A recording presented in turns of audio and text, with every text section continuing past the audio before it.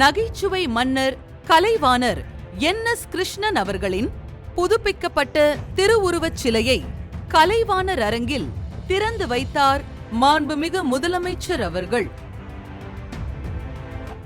மேலும் கைத்தறி, கைத்திறன், துணிநூல், தமிழ்நாட்டின் பாரம்பரியமிக்க கைவினைப் பொருட்கள் மற்றும் கைவினை கலைஞர்களின் திறனை உலக அளவில் கொண்டு செல்ல 2 நாட்கள் நடைபெறும் கைவினை பொருட்கள் கண்காட்சி மற்றும் கருத்தரங்கினை தொடங்கி வைத்தார்.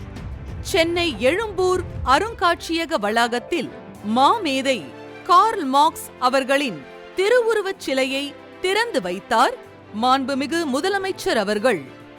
மாண்புமிகு முதலமைச்சர் அவர்கள் திருவள்ளூர் மாவட்டத்தில் நடைபெற்ற அரசு விழாவில் மாநகராட்சிகள், நகராட்சிகள் மற்றும் பேரூராட்சிகளில் உள்ள தூய்மை பணியாளர்களுக்கு உணவு திட்டத்தின் விரிவாக்கத்தை தொடங்கி வைத்து தூய்மை பணியாளர்களுக்கான நலத்திட்ட உதவிகளை வழங்கினார்.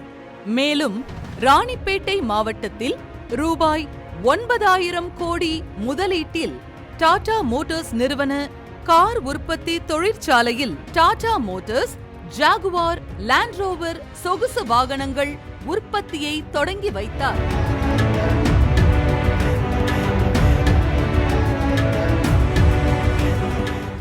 மாண்புமிகு தமிழ்நாடு முதலமைச்சர் திரு மு.க. ஸ்டாலின் அவர்கள் கன்வர்ஷன் கான்க்ளேவ் 2026 தொடங்கி வைத்தார்.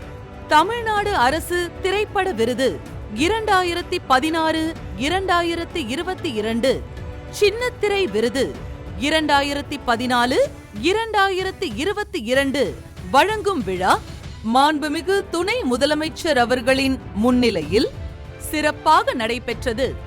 விருதாளர்களுக்கு தங்கப்பதக்கம், காசோலை, நினைவு பரிசு மற்றும் சான்றிதழ் வழங்கி தலைமையுரையாற்றினார் மாண்புமிகு தமிழ்நாடு துணை முதலமைச்சர் திரு உதயநிதி ஸ்டாலின் அவர்கள்.